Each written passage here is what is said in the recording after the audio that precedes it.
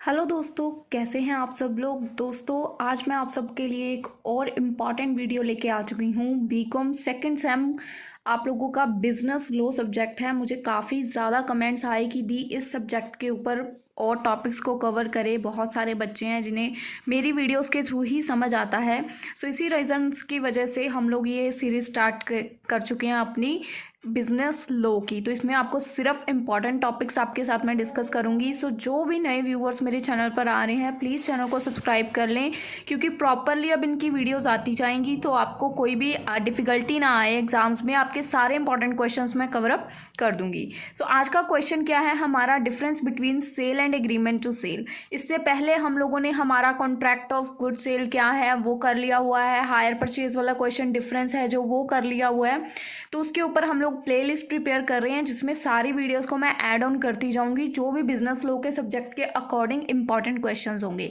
सो उस प्लेलिस्ट पे अपनी नज़र ज़रूर रखिएगा। जब भी न्यू वीडियो ऐड होगी तो उसको क्लियर कर लीजिएगा अपने टॉपिक को। सो आज का टॉपिक क्या है जो हमारा सेल और एग्रीमेंट टू सेल। अब बेसिक मीनिंग समझ लो। सेल क्या होता है? सेल होता है हम किसी शॉप पे गए या किसी करियाने की दुकान या किसी दूसरी दुकान में हमने ऑन द काउंटर हमने चीज़ पसंद की, हमने चीज़ ली, उसी time on the time payment कर दी उस चीज़ के, हम ओनर हो गए और उसने हमें सेल कर दी। तो that is a sale. Agreement to sale क्या हो गया, हम उस दुकानदार के पास गए, हमने उसको बोला भाई हमने तेरे साथ एग्रीमेंट करना है, अगले 8 या 9 महीने तक तू हमें ये चीज़ हमारे शॉप पर पहुंचाएगा। That is a agreement to sale. हमने एक दूसरे के साथ क्या एग्रीमेंट कर लिया कि तू हर महीने ये चीज़ मेरे को सेल करेगा, कोई और कस्टमर आ जाए तो उसको नहीं देगा। ठीक है, दैट इज एग्रीमेंट। अब पहले देखो क्वेश्चन में मैंने आंसर में क्या लिखा हुआ है, इसका मीनिंग। तो contract of sale is the exchange of good, जिसमें हम लोग गुड्स को एक्सचेंज करते हैं, बदले में कुछ कंसिडरेशन लेते हैं। अगर दुकानदार मुझे गुड्स देगा, कोई सामान देगा, तो बदले में मैं कंसिडरेशन में उसको क्या दूंगी, मनी पे करूंगी। तो कंसिडरेशन पे करूंगी जिस के अकॉर्डिंग इमीडिएटली जो है उस चीज़ की ओनरशिप इमीडिएटली उसी समय, अभी तक दुकानदार उस चीज़ का ओनर था, जैसे ही उस चीज़ को मैंने खरीद लिया, पैसे पे कर दिए, उस चीज़ की ओनर मैं बन गई, तो इमीडिएटली ट्रांसफ़र हो जाती है ओनरशिप इसमें। कॉन्ट्रैक्ट ऑफ सेल ये एक ऐसे एक्सचेंज ऑफ गुड्स का कॉन्ट्रैक्ट है जिसके अंदर कंसिडरेशन करते हैं हम, कंसिडरेशन प्लेस ले लेती है, जिसकी वजह से इमीडिएटली जो ओनरशिप है ट्रांसफ़र हो जाती है from buyer to owner to buyer. और एग्रीमेंट टू सेल में क्या है, एग्रीमेंट टू सेल में एक्सचेंज होते हैं गुड्स और इसमें भी कंसिडरेशन होती है, बट इन फ्यूचर, जैसे कि मैंने बताया, मैंने आपके साथ एग्रीमेंट करा कि इन फ्यूचर आप लोग इस दिन को या इस डे को मेरी शॉप पे ये सामान पहुंचाओगे, एडवांस बुकिंग बोल सकते हैं। तो कंसिडरेशन इन फ्यूचर होता है एक स्पेसिफिक टाइम पे, और जब वो पीरियड पूरा हो जाता है after fulfilment of specific condition, तब एग्रीमेंट ऑफ सेल कंप्लीट होता है। मतलब जिस दिन उसकी डिलीवरी होगी, आज मैंने एग्रीमेंट किया, पेमेंट आज तो नहीं, ओनर मैं आज तो नहीं बन जाऊंगी जब तक वो चीज़ मेरे हाथ में ही नहीं आई है, मैं उस चीज़ की ओनर कैसे बन गई। तो agreement to sale in future होता है।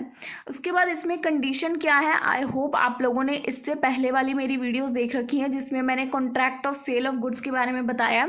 उसमें हमने कॉन्ट्रैक्ट ऑफ सेल के 2 पॉइंट्स को देखा था, एब्सोल्यूट और कंडीशनल वाला 2 पॉइंट्स देखे थे हमने। तो वही है ये यहाँ पे लिखा हुआ है कि जो सेल है ना, ये एब्सोल्यूट भी हो सकती है और कंडीशनल भी हो सकती है। एब्सोल्यूट यानी कि on the time immediate ownership transfer, but ये जो है शेड्यूल की जा सकती है, यानी कि in future scheduled over a particular time, या इसमें कुछ कंडीशंस भी हो सकती हैं क्योंकि ये इन फ्यूचर है, इसमें कंडीशंस लग सकती हैं। उसके बाद इसमें ट्रांसफ़र जो ओनरशिप है, इसमें सेल में क्या होता है, on the counter sale purchase हुई, इमीडिएटली ओनरशिप ट्रांसफ़र होगी, बट इसमें इन फ्यूचर हो सकता है ओनरशिप ट्रांसफ़र होएगी। इसमें जो टाइटल है title transfer with the execution, title उसी समय ट्रांसफ़र हो जाता है, बट इसमें टाइटल सेलर के पास ही रहता है जब तक सेल जो है एग्जीक्यूट नहीं हो जाती। ये नहीं है कि आज मैंने आपके साथ एग्रीमेंट करा तो आज से ही आप उस चीज़ के ओनर बन गए। जिस दिन एग्रीमेंट ख़त्म होगा ना, उस दिन आप उस चीज़ के ओनर बनोगे। जिस दिन सेल एग्जीक्यूट हो जाएगी उस दिन दूसरा बंदा ओनर कहलाएगा, तब तक जो बेच रहा है यानी कि जो सेलर है वही ओनर कहलाएगा।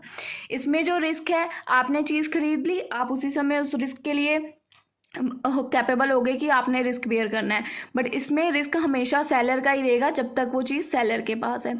सब्सिक्वेंट रिस्पॉन्सिबिलिटी, एनी सब्सिक्वेंस अगर कोई लॉस हो जाता है किसी भी प्रॉपर्टी में तो किसकी रिस्पॉन्सिबिलिटी है? Any subsequent loss to the property is responsibility of the जो है ओनर, उसकी रिस्पॉन्सिबिलिटी है।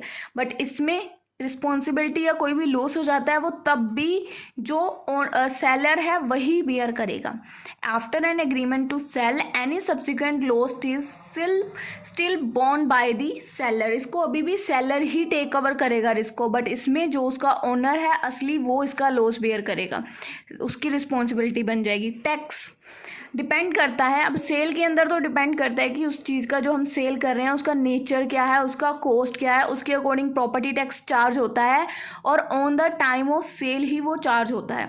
But in agreement to sale में कोई टैक्स चार्ज नहीं होता है, no tax is charge for an agreement to sale. अब इन दोनों की एक एक एग्जाम्पल है। देखो सेल में क्या होता है, जब हम लोग एक ग्रोसरी स्टोर में गए, हमने उसी समय मनी पे की और रिटर्न में हमें कुछ केजीज या कुछ ग्राम्स या बीन्स के फॉर्म में हमने कोई चीज़ वहाँ से बाय की on the time, that is a sale. But अगर हम लोग किसी दुकान पे गए, एग्जाम्पल एग्रीमेंट टू सेल का क्या है, B agree to sale, B ने एग्री किया ए को कि वो उसको 5 केजी या ग्राम्स या बीन्स में हर महीने उसको बेचेगा। उसने एग्री किया कि अगले 5 महीनों तक या अगले 10 महीनों तक मैं 5 केजी बीन्स तेरी शॉप पे भेजूंगा। तो ये एग्रीमेंट हो गया कि अगले 5 महीने तक तुझे मुझे इतनी चीज़ क्वांटिटी में भेजनी ही भेजनी है, ठीक है। तो agreement to sale. So that is all about today's video. I hope आप लोगों को ये डिफरेंस क्लियर हुआ, सेल और एग्रीमेंट टू सेल में क्या डिफरेंस है। ये बहुत ही बेसिक सा टॉपिक था। इसके बाद नेक्स्ट वीडियोस देखते हैं कौन से इंपॉर्टेंट क्वेश्चंस पे लेके आते हैं। सो अगर आप लोगों को ऐसी और वीडियोस चाहिए सो प्लीज़ कमेंट सेक्शन में बताना मत भूलिएगा कि ये वीडियो कैसी लगी और ऐसा और कंटेंट मैं लेके आऊँ या नहीं लाऊँ, मुझे ये भी प्लीज़ बताइएगा, क्योंकि वीडियोज़ को बनाने में आपको पता है बहुत टाइम जाता है।